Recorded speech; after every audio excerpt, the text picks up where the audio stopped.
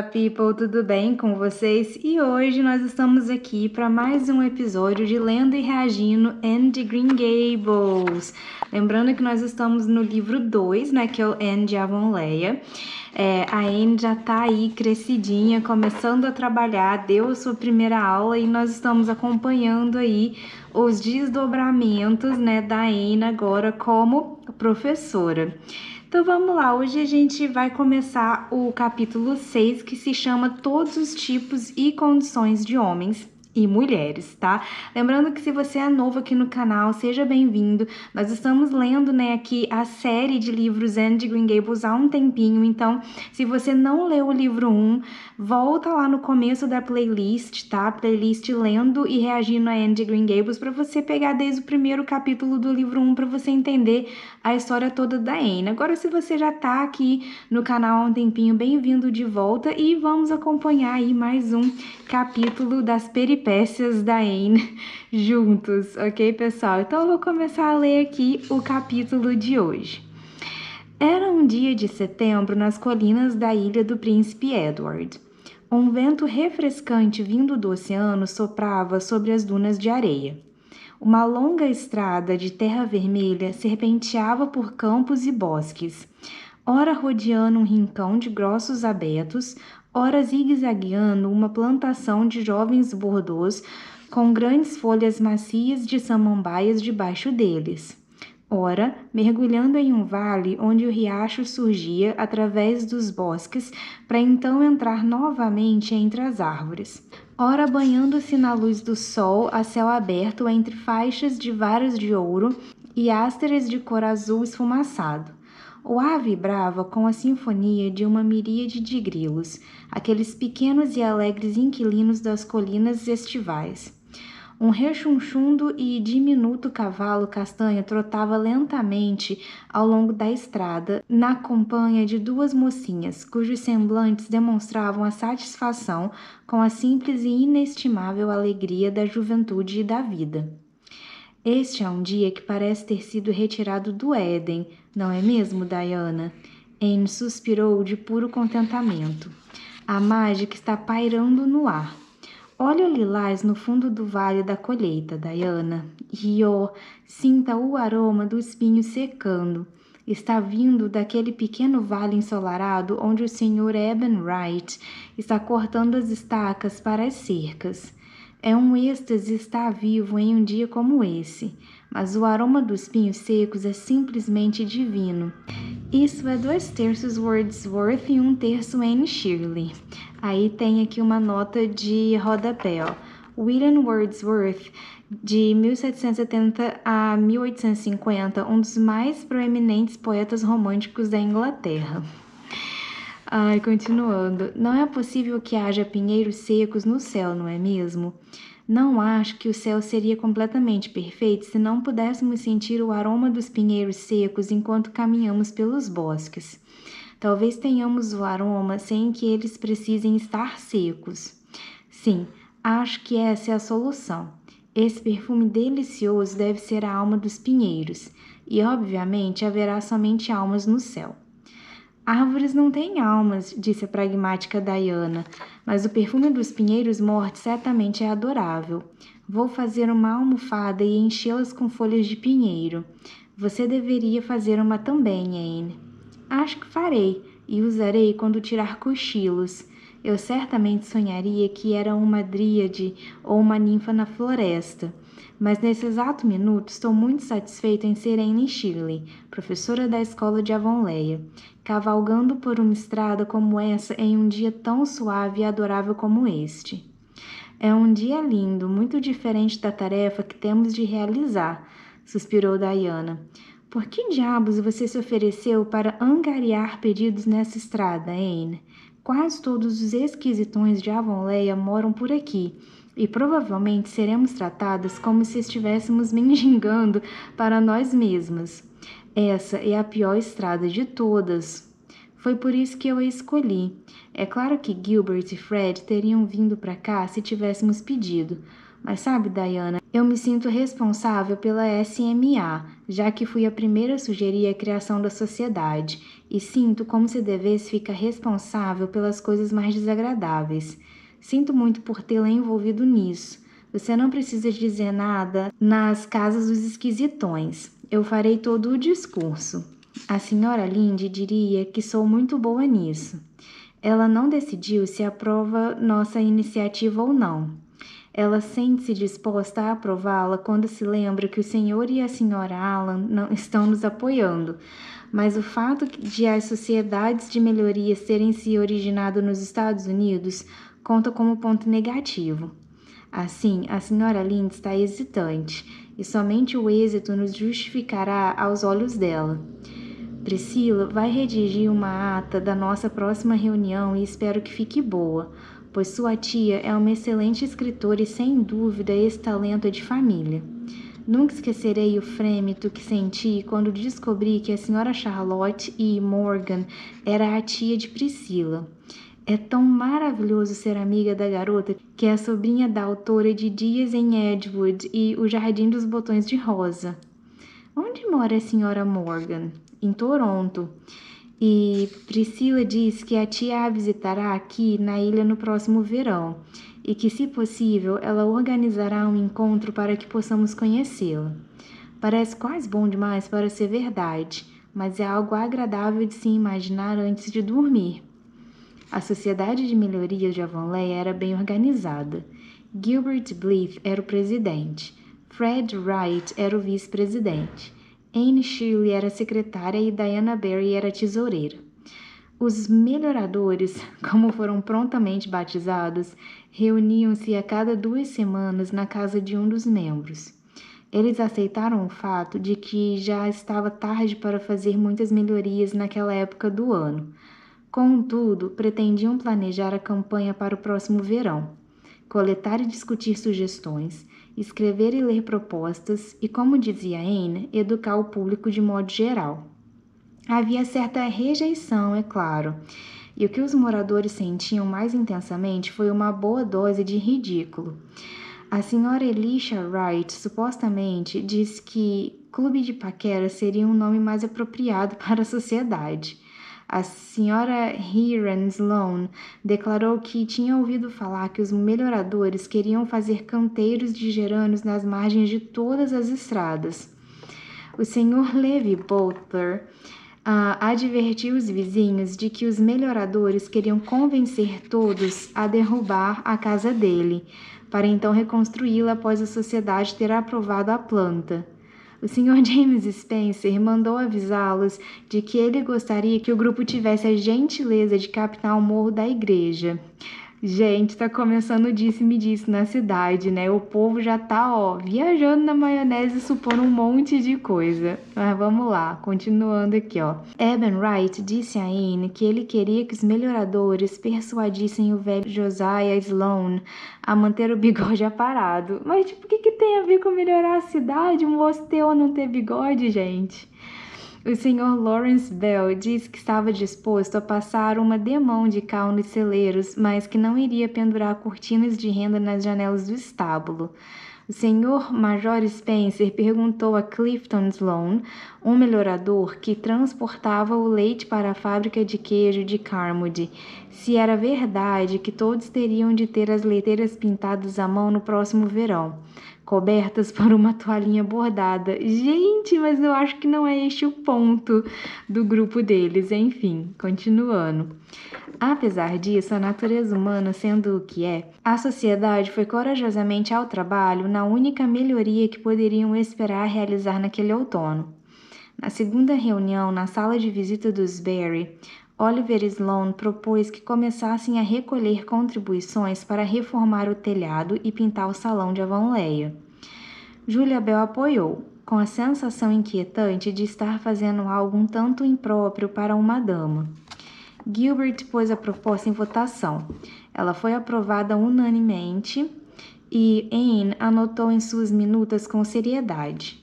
A próxima pauta era distinguir um comitê E Gertie Pye, determinada a não deixar Julia Bell carregar todos os louros, sugeriu ousadamente que a senhorita Jane Andrews presidisse o dito comitê. Depois que essa proposta também foi devidamente apoiada e votada, Jane retribuiu a gentileza, apontando Gertie para o comitê, junto com Gilbert, Anne, Diana e Fred Wright. O comitê escolheu suas rotas de ação em reunião secreta. Anne e Diana foram designadas para a estrada de New Bridge, Gilbert e Fred para a estrada de White Sands e Jane e Gertie para a estrada de Carmody. Porque todos os pais vivem ao longo daquela estrada, Gilbert explicou para Anne enquanto caminhavam juntos para casa pela floresta assombrada, e nenhum deles dará um centavo a menos que um membro da família vá pedir. Gilbert é inteligente, né? Mandou uma pai ir lá falar com o resto da família, porque, né? Ô família entojada, coitada da cidade, gente. Anne e Diana começaram no sábado seguinte. Elas dirigiram-se até o final da estrada e foram de casa em casa, visitando primeiro as moças da família Andrew. Se Catherine estiver sozinha, talvez consigamos algo, disse Diana, mas não se Elisa estiver lá. Elisa estava em casa e, como estava, parecia ainda mais amargurada do que o de costume. A senhorita Elisa era uma daquelas pessoas que dão a impressão de que a vida é, de fato, um vale de lágrimas e que um sorriso, que dirá uma risada, era um desperdício de energia nervosa verdadeiramente repreensível. As irmãs Andrew tinham sido moças por quase 50 anos singulares. E parecia que iriam permanecer moças até o fim de suas jornadas terrestres. Diziam que Catherine não tinha perdido inteiramente as esperanças, mas Elisa, pessimista de nascença, nunca tivera nenhuma. Elas viviam em uma casinha marrom em um lugarejo remoto e ensolarado, escavado no bosque de faias de Mark Andrews. Elisa reclamava que a casa era terrivelmente quente no verão, mas Catherine costumava dizer que era adorável e aconchegante no inverno. Elisa estava costurando patchwork, não porque era necessário, mas simplesmente como um pretexto contra a frívola renda de crochê que Catherine estava fazendo. Elisa ouviu com uma carranca e Catherine com um sorriso enquanto as garotas explicavam sua missão. A bem da verdade, cada vez que Catherine percebia o olhar de Elisa, ela escondia o sorriso com um misto de culpa e confusão. Porém, ele estava de volta no momento seguinte. Se eu tivesse dinheiro para desperdiçar, disse a severa Elisa, talvez eu o queimasse só para divertir-me vendo as chamas, mas não daria um único centavo para arrumar aquele salão. Aquilo não traz nenhum benefício ao vilarejo. É só um lugar para os jovens se encontrarem e fazerem balbúrdia, quando deveriam estar em casa, dormindo em suas camas. Oh, Elisa, os jovens devem ter algum tipo de diversão, protestou Catherine. Não vejo necessidade. Nós não ficávamos zanzando em salões e praças quando éramos jovens, Catherine Andrews. Este mundo vai de mal a pior. Gente, já tem uns... Desde que o mundo é mundo, a geração mais velha acha que a geração mais nova está acabando com o mundo, não é mesmo? Tipo, é sempre assim e sempre foi assim. É muito engraçado. Quando eu leio livros assim... de épocas no passado e você vê que o pensamento não mudou muito, sabe? Tipo assim, a geração mais velha ainda culpava os mais jovens pela balbúrdia, pelo mundo estar acabando e, sabe? Tipo, todos esses argumentos que, por exemplo, agora a minha geração tem com a geração Z e tudo mais, é meio que a mesma coisa. Ai, gente, é muito engraçado. Continuando. Eu acho que está ficando cada vez melhor, retrucou Catherine firmemente. É o que você pensa. A voz da senhorita Elisa expressava o mais puro desdém. O que você pensa não tem a mínima importância, Catherine Andrews. Fatos são fatos. Bem, sempre gosto de ver o lado bom de todas as coisas, Elisa. Não existe lado bom. Ah, é claro que existe, interveio Anne, incapaz de ouvir tamanha heresia em silêncio. Ora, existem tantos lados bons, senhorita Andrews. É realmente um mundo maravilhoso. Você não terá uma opinião tão otimista sobre o mundo quando tiver vivido nele tanto quanto eu vivi, retorquiu a senhorita Elisa com acidez. Como vai sua mãe, Diana? Meu Deus, ela não parece muito bem nos últimos tempos. Está terrivelmente abatida. E quanto tempo falta até que Marilla fique completamente cega, Anne? Os médicos acham que seus olhos não vão piorar se ela for cuidadosa, disse Anne com hesitação. Elisa balançou a cabeça. Os médicos sempre falam assim, só para manter as pessoas animadas. Eu não teria tanta esperança se fosse ela. É melhor estar preparada para o pior. Mas não devemos nos preparar para o melhor também? Contrapôs Anne. É tão provável de acontecer quanto o pior. Não em minha experiência, e tenho 57 anos de vivência contra seus 16, retorquiu Elisa. Ah, já estão indo? Bem, espero que essa nova sociedade de vocês seja capaz de evitar que a Von Leia se afunde ainda mais, embora eu não tenha lá muita esperança. Anne e Diana se retiraram com alívio, afastando-se dali o mais rápido que o cavalo gorducho conseguia ir. Quando passaram pela curva abaixo do bosque de faias, uma figura roliça se aproximou correndo pelo passo do Sr. Andrews, acenando para elas animadamente. Era Catherine Andrews, tão esbaforida que mal conseguia falar. Ela entregou 2 moedas de 25 centavos na mão de Anne. Essa é minha contribuição para a pintura do salão, disse arfando. Gostaria de doar $1, mas não me atreveria a pegar mais dinheiro da minha parte da venda dos ovos, pois Elisa descobriria.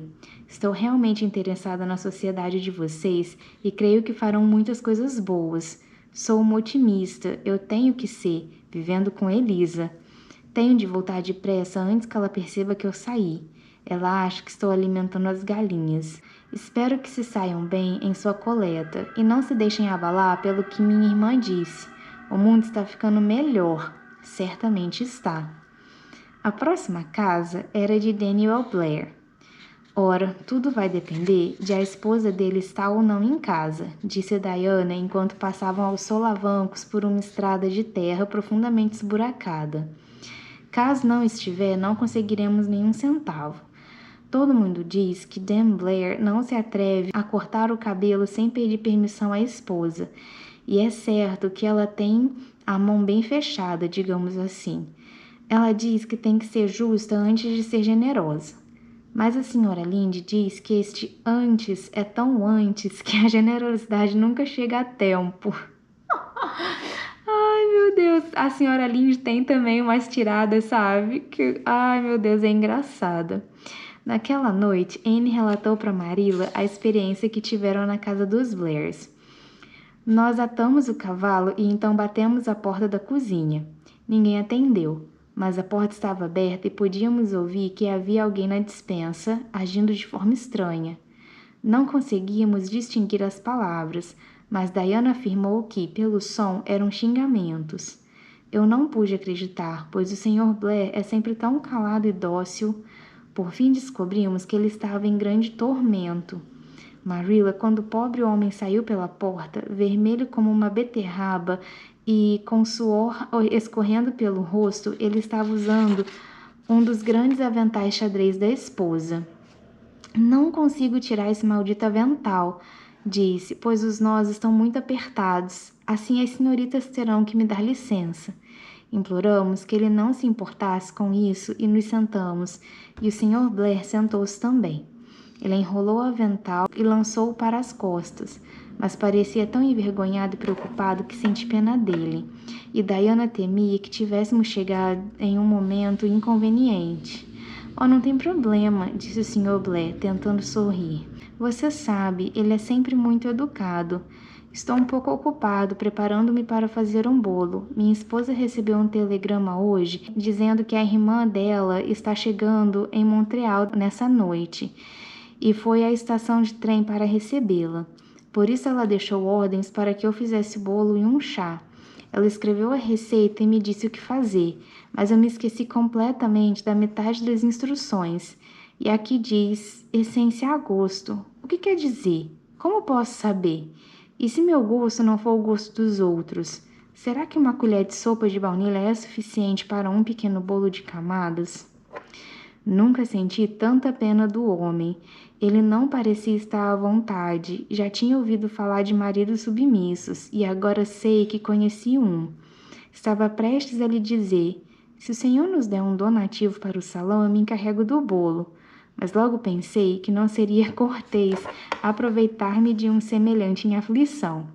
Então ofereci-me para bater o bolo para ele sem nenhuma condição. Ele aceitou no mesmo instante. Diz que costumava fazer o próprio pão antes de se casar, mas temia que fazer um bolo tivesse além de seus talentos. Porém, odiaria desapontar a esposa. Ele me deu um avental. Diana bateu os ovos e eu misturei os ingredientes. O Sr. Black corria de um lado para o outro buscando os materiais. Ele havia se esquecido completamente do avental que estava usando e quando corria, o avental se agitava atrás dele. E Diana disse que pensou que ia morrer de tanto rir diante da cena. O Sr. Blair disse que conseguiria assar o bolo direitinho, que estava acostumado a fazer isso. Então, ele pediu nossa lista e doou $4. Veja, nós fomos recompensados, mas mesmo que não tivéssemos recebido um único centavo, eu sentiria eternamente que fizemos um verdadeiro ato cristão ao ajudá-lo. A casa de Theodore White era a próxima parada. Nem Anne nem Diana tinham estado ali antes, e elas conheciam apenas de vista a esposa do Sr. White, que não era dada a hospitalidades. Deviam entrar pela porta da frente ou pela dos fundos. Enquanto debatiam em voz baixa, a senhora Theodore apareceu na porta da frente com os braços cheios de jornais. Ela foi deliberadamente colocando as folhas de jornais, uma por uma, no assoalho e nos degraus da varanda, e então pelo caminho, até alcançar os pés das perplexas visitantes. Por favor, vocês podem limpar os pés cuidadosamente na grama e então andar por cima dessas folhas de jornal? Perguntou ansiosamente. Acabei de varrer toda a casa e não vou suportar ver mais sujeira. A alameda está muito embarrada depois da chuva de ontem. Não se atreva a rir, advertiu Anne com um sussurro enquanto caminhavam sobre os jornais. E eu imploro, Diana, não olhe para mim, não importa o que ela diga, ou não serei capaz de manter uma expressão séria. Os jornais se estendiam por todo o corredor até chegar à sala de visitas impecavelmente arrumada. Anne e Diana sentaram-se cuidadosamente nas cadeiras mais próximas e explicaram o motivo da visita. A senhora White ouviu-as educadamente, interrompendo apenas 2 vezes, uma para perseguir uma mosca aventureira e outra para pegar um minúsculo tufo de grama que havia caído do vestido de Anne sobre o tapete. Anne sentiu-se miseravelmente culpada, mas a senhora White assinou e doou $2. Ela doou para evitar que tivéssemos de voltar para buscá-los, disse Diana ao saírem dali. A senhora White recolheu os jornais antes mesmo de as meninas desatarem o cavalo. Enquanto elas saíam do jardim, viram-na muito ocupada, passando a vassoura pelo corredor. Sempre ouvi dizer que a senhora Theodore White era a mulher mais aciada do mundo, e agora acredito nisso, concluiu Diana, libertando a risada suprimida tão logo lhe apareceu seguro. Estou contente que ela não tenha filhos, disse Anne solenemente. Seria terrível demais para eles, mais do que qualquer palavra pode descrever. Na casa da família Spencer, a senhora Isabella Spencer colocou-as em uma situação desconfortável ao dizer algo maldoso sobre cada pessoa de Avonlea. O Sr. Thomas Boulder recusou-se a fazer qualquer contribuição porque o salão, na época da construção, 20 anos antes, não fora construído no local onde ele havia recomendado. A senhora Esther Bell, que era o próprio retrato da saúde, passou meia hora detalhando suas dores e pesares e doou 50 centavos com pesar, pois no ano seguinte ela não iria estar ali para fazer outra doação. Não, ela já estaria em seu túmulo.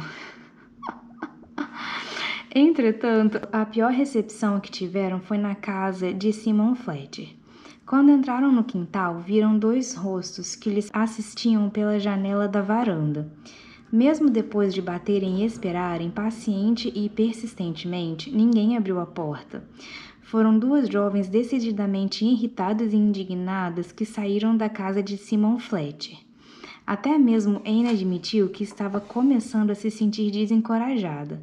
Porém, a maré virou após esse incidente. Elas se depararam com diversas casas da família Sloan pelo caminho, onde conseguiram generosas doações e dali até o final da estrada elas se saíram muito bem, com um ou outro tropeço. A última parada foi na casa de Robert Dixon, ao lado da ponte sobre o açude. As duas ficaram para o chá, apesar de estarem perto de casa, para não arriscar ofender a senhora Dixon, que tinha a reputação de ser muito sensível. Enquanto estavam lá, chegou a velha senhora James White. Acabei de sair da casa de Lorenzo, anunciou. Ele é o homem mais orgulhoso de Avonlea no momento. O que vocês acham? Nasceu um garotinho por lá, o que é um grande acontecimento, depois de terem tido 7 meninas. Anne aguçou os ouvidos e quando foram embora ela disse: quero ir diretamente à casa de Lorenzo White. Mas ele mora na estrada de White Sands, que fica bem longe da nossa rota, protestou Diana. Gilbert e Fred vão visitá-lo para angariar fundos. Eles só passarão por lá no próximo sábado, e então já será tarde demais, justificou Anne firmemente. Vai deixar de ser uma novidade. Lorenzo White é terrivelmente avaro, mas vai doar qualquer quantia nessa ocasião. Não devemos deixar escapar uma oportunidade de ouro como essa, Diana. O resultado justificou a previsão de Anne. O Sr. White encontrou-as no jardim, com um sorriso tão brilhante quanto o sol em um domingo de Páscoa. Quando Anne pediu a doação, ele concordou com entusiasmo. Certamente vou doar $1 a mais do que a maior doação que vocês receberam. Isso vai dar $5. O Sr. Daniel Blair doou 4, respondeu Anne receosa. Mas Lorenzo não se esquivou. Que seja 5, então, e aqui está o dinheiro. Agora eu quero que entrem em minha casa. Há algo lá dentro que vale a pena ver. Algo que poucos já viram até agora. Entrem e me deem sua opinião. O que diremos se o bebê não for bonito? Sussurrou Diana, nervosa, enquanto seguiam o empolgado Lorenzo para dentro de casa. Ah, certamente haverá algo de bom a ser dito, disse Anne com tranquilidade. Sempre há algo bonito nos bebês. O menino era bonito, e se o Sr. White sentiu que seus $5 eram dignos do honesto encantamento das garotas pelo rechonchundo recém-nascido. Mas aquela foi a primeira e última e única vez na vida que Lorenzo White fez doação para alguma causa. Anne, cansada como estava, fez ainda um último esforço pelo bem público naquele anoitecer, atravessando o campo para ver o Sr. Harrison. Encontrou-o como de costume, fumando o cachimbo na varanda com Ginger ao seu lado. Precisamente falando, sua casa ficava na estrada para Carmody, mas Jane e Gertie, que não o conheciam pessoalmente, salvo por relatos duvidosos, haviam suplicado para que Anne lhe pedisse uma doação. O Sr. Harrison, entretanto, recusou-se de chofre a dar qualquer centavo. E todas as artimanhas de Anne foram em vão.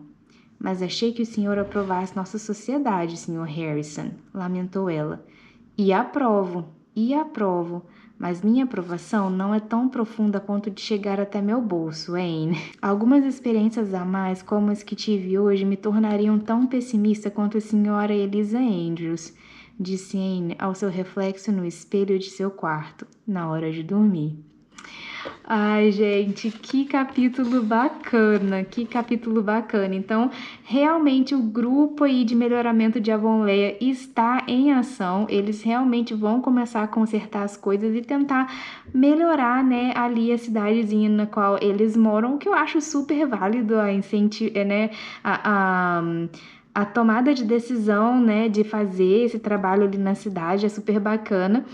E tomara que eles consigam aí o apoio dos vizinhos para poder consertar o salão e também para poder consertar outras coisas de bem público ali na cidade, né? Então é isso aí, pessoal. Espero que vocês tenham gostado da leitura de mais um capítulo aí de Anne de Green Gables comigo. Se você gostou desse vídeo, clique em gostei, que isso me ajuda bastante. Se inscreve no canal. Ativa o sininho para você receber notificação todas as vezes que eu postar algum vídeo novo.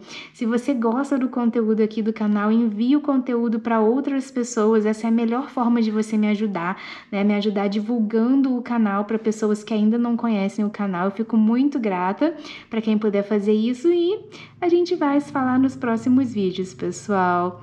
Tchau!